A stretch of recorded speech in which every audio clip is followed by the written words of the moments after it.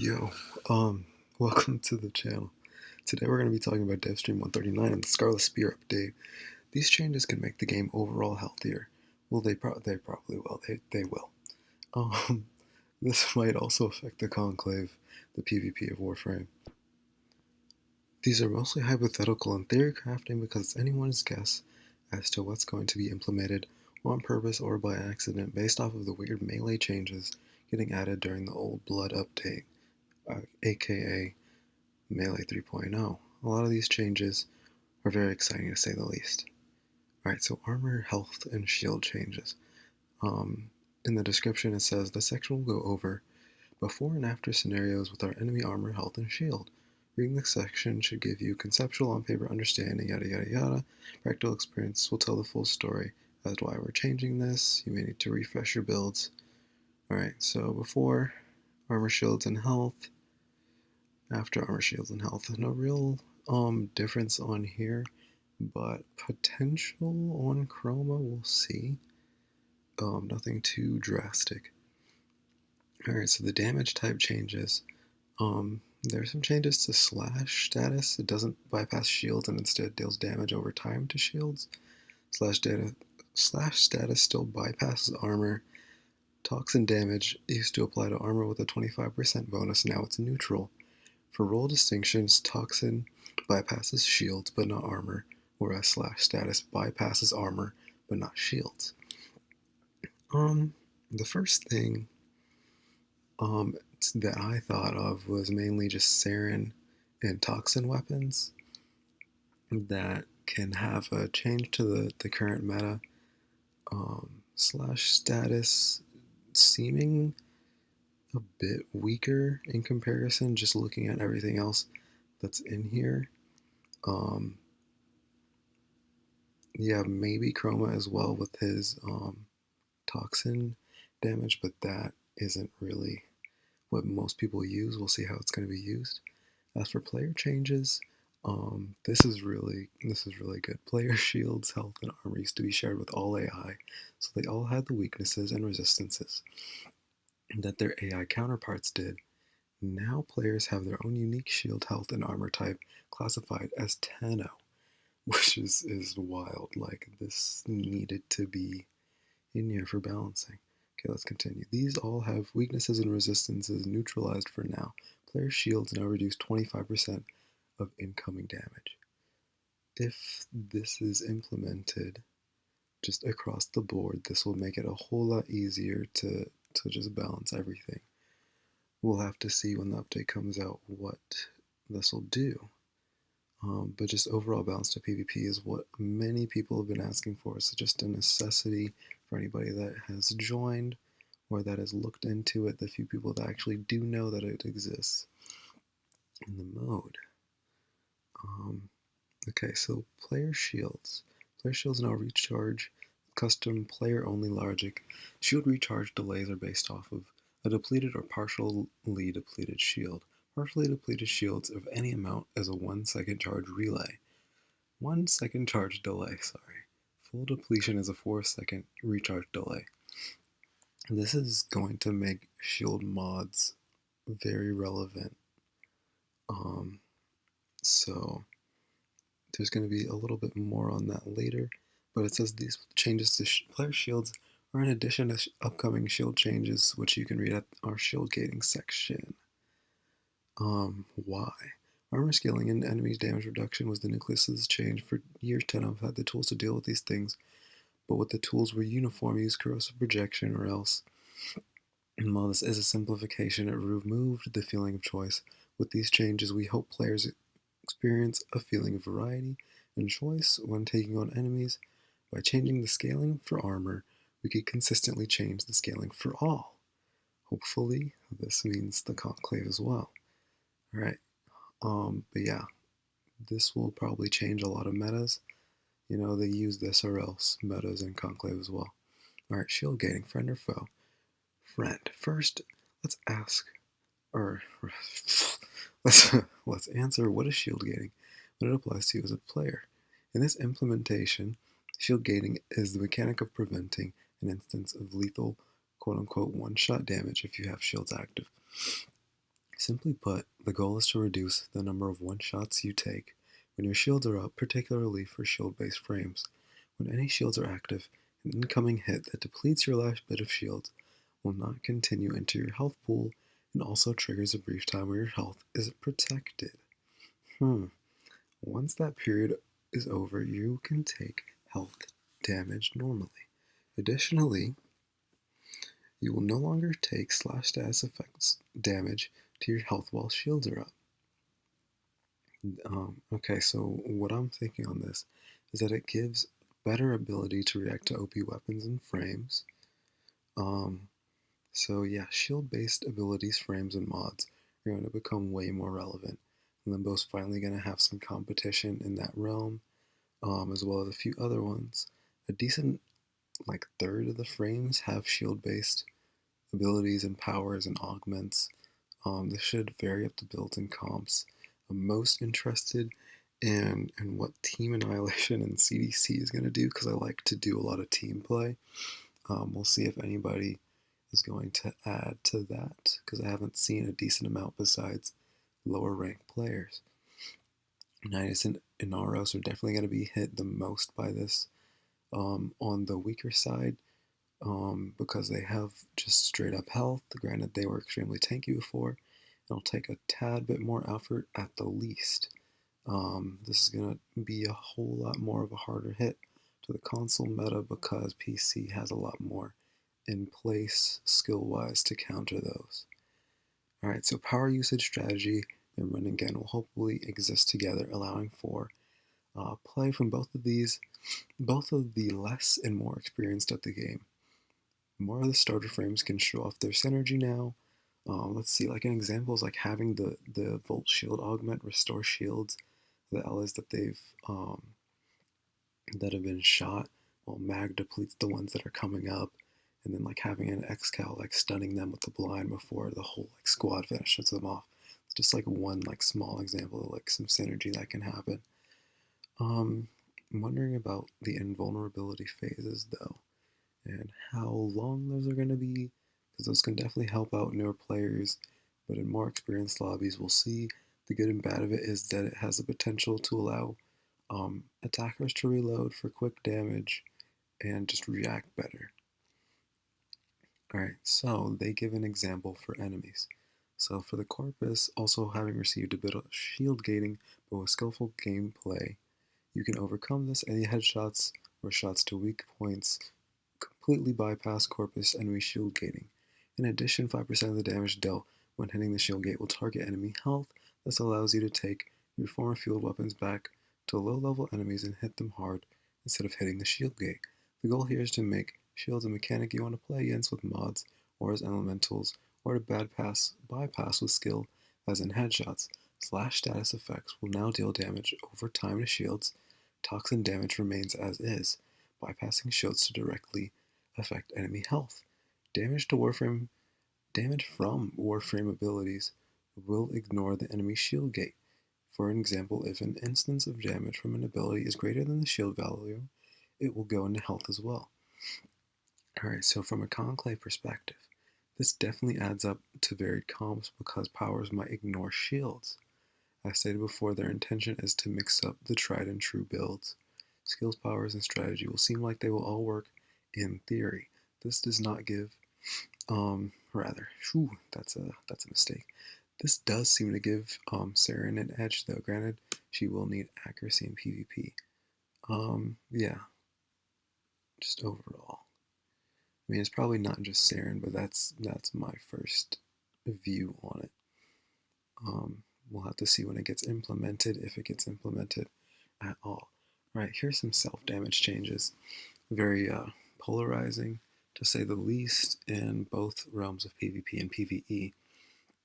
We are getting rid of self-damage and replacing it with something else. Instead of self-damage, it's now stagger. This change completely removes the chance of killing yourself, and instead now creates scenarios where you will interrupt yourself or stagger to varying degrees if you're not careful. The degrees of self-interrupt start with a small stumble all the way to full knockdown, depending on how close you are to the center of the explosion. Any mods referring to self-damage will be converted to acknowledge stagger. With this self-interrupt system, we have added dozens of new recovery animations that harness a ninja-like recovery experience. There's a dev build video of this in action, and I played it. I'll just, you can look at it if you want. But this definitely had a lot of different reactions. This can definitely punish the brazen, not so ninja style of in your face AoE. Like if you want to just go in, guns blazing and just blast somebody in their face with the AoE. This doesn't seem like it can be as much punish to that. So the skill aspect might not show. So granted, those with the skill can't shine with these changes. They might have seen with the cheesing as of now. It seems like there'll be no real detriment if you time it just right due to the dodges. Besides really just having to look cool.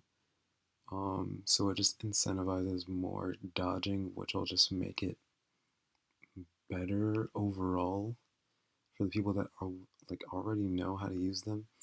So as of now, some of them can be very abusive at long distances, and it seems like they'll still perform the same way.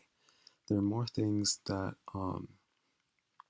indirectly make it suboptimal, so we'll see. Alright, so they go into some more things on self-damage in AoE. So they say, in addition to this change, some of the more powerful AoE weapons without self-damage presently will have stagger added, but it should only be noticeable in cases of extreme inaccuracy on the player's part. As a result of this overall systematic change, weapons with stagger will be getting approximately a 20% buff in damage, with any weapons with AoE receiving a 50% radial damage falloff from central impact. So overall, basically what I took from this is that they're just going to have slightly more skill, because if you're accurate with it, it's just basically going to be a buff, but for average players. For normal players, we're going to have to see. And then they go into the why. Why? Self-damage had a lot of drawbacks for weapons, resulting in flow-disrupting death. The stagger replacement system favors agility with a less harsh consequence, while allowing some of the most powerful weapons in the game to remain that way due to their unique consequence. Weapons with self-damage will be converted to the new system, and as a result, self-damage is removed from Warframe. Alright, so from my point of view, less harsh consequence can indirectly mean more abuse and more usage. Every game needs consequences. Part of the fun is overcoming those. That's what makes the weapons cool. Less punishment can mean less reward and indirectly cause a catch moon 22. You can quote that if you want. We'll see in the comments. Alright, so Titania changes in Vauban tweak. This is a summary of the Titania changes announced in Devstream 137, plus confirmation that is shipping with our coming PC mainline update. Then they go into the changes on her, which are the Spellbind, hold 1 to cast status immunity on yourself. Previously you had to cast it while looking at the ground to accomplish this. Tribute, you can now select which tribute to cast by cycling through the different buffs, like Ivaro's arrows or Vauban's mind layer. Lanterns are now locked in place, allowing for more easily controlled CC. Razorwing has an FX upgrade. Razorwing flight model to be brought more in line with Skywing controls. And they go into the why. Titania is a powerhouse in capable hands. The above revisit may encourage people to pick up her and master her for the upcoming content. So yeah, it says there are changes, but looking at how Neja works and how some of these other tweaks have worked, it seems, I don't know if she can still be in Conclave, but if she's gonna be just relevant to the plot or a strong used frame in the upcoming content, I feel like it would be smart to keep her in or make efforts to keep her in. there are some similarities now with other frames. Hopefully that'll make it easier to balance her. It just gives a fresh look on her, using her in PvP to, see how she can be used in different ways in PvE.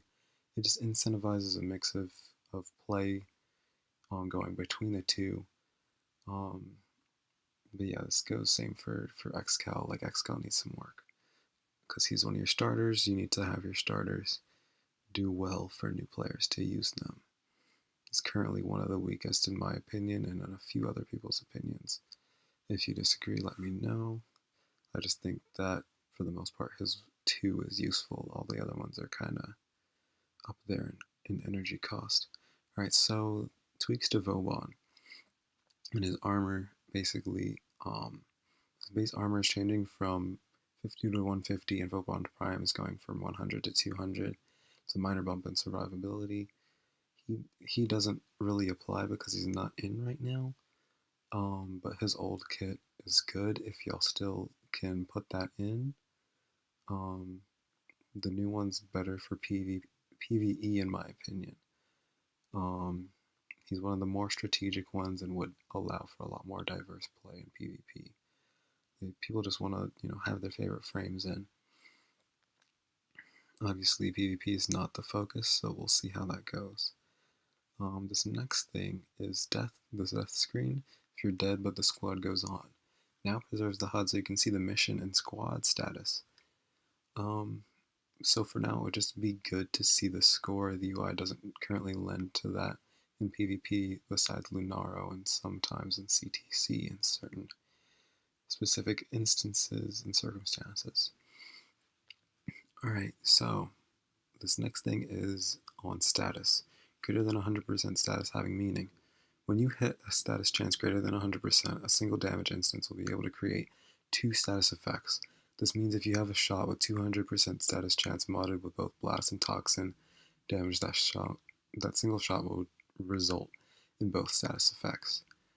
Alright, so there are new mods for status, but this might give weapon, frame, and weapon-weapon combos an advantage in 1v all in other modes. If anyone is using coordinated teams and team annihilation and capture the cephalon, frame combos might be an issue, like frame on frame, let's see, like Saren and Chroma combo, stuff like that. I'm trying not to use a lot of specific frame instances just so that people don't get an idea to cheese things, if that's a possibility, but we'll see.